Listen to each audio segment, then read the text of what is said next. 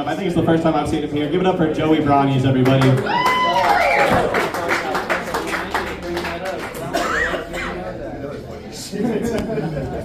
how's it going? What's up, everybody? So, how's it going? So, I'm in a non-traditional marriage. My wife and I still enjoy each other's company. She still finds me attractive, even though I swim with my shirt on. Make love with my shirt on as well. It gets a little awkward because she'll like go get some nice lingerie. And I just kind of like shuffle in my Winnie the Pooh outfit. My poor dog's in the corner like Eeyore. Don't worry, this won't last long.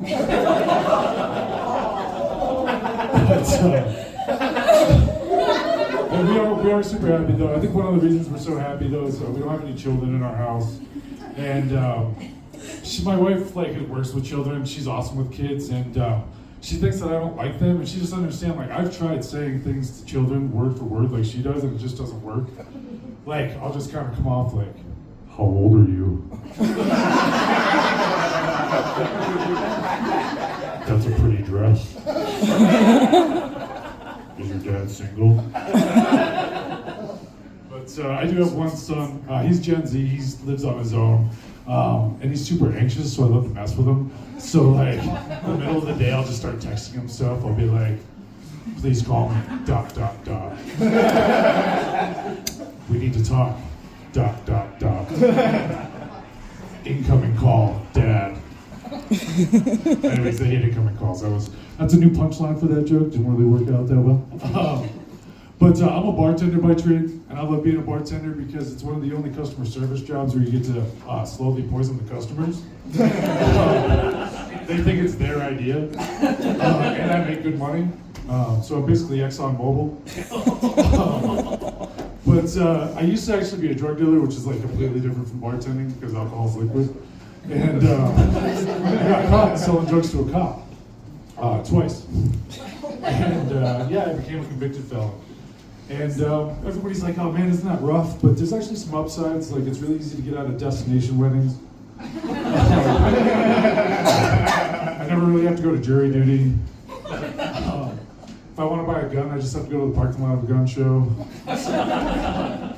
But after, I was like 22 when I got my felony, and like my life spiraled. I put on a ton of weight. I was in and out of court all the time. I was just really toxic with the women in my life. And I realized that if I didn't like make a change and start trying to become a better person, that there was a really solid chance I could end up serving 48 years in the White House. Nice. Okay. One of the things that kind of bothers me, Gen Z gets on boomers about therapy. And I think that Gen Z doesn't understand that for therapy in like 1960, like if you were a man that cried, or a woman that cried without your husband's permission, they would send you to therapy. But in 1960, therapy was like a medical doctor drilling 2 small holes in the top of your head, and like fishing around in there, like they were trying to eat the last piece of tofu out of a udon noodle bowl. It's like a frontal lobotomy. The last one was performed here in 1967. So yeah, let's see. Gotta dig it in the notes. Sorry. There is a thing though, like everybody gets on the boomers about like raising my generation poorly, and I think that's completely false because they were not there. I had keys to my house when I was like 6. I'm not exactly sure what they were doing, but it wasn't like raising children. It was mostly like our weird Gen X cousins and uncles like teaching us. Anyways. All right, guys, I'm gonna try to lead on something funny here. Oh, you know what? I do kind of think that Trump wanted to be president just so he could like rename stuff. I think he's having a good time with that. I just kind of feel bad for like my friends that live down in Albuquerque that are like gonna have to fill out their address, and it's gonna be like 2717 Bright Sun Lane. Obama's birth certificate wasn't real Massachusetts. All right, guys, thank you. It's been my time. Have a good night.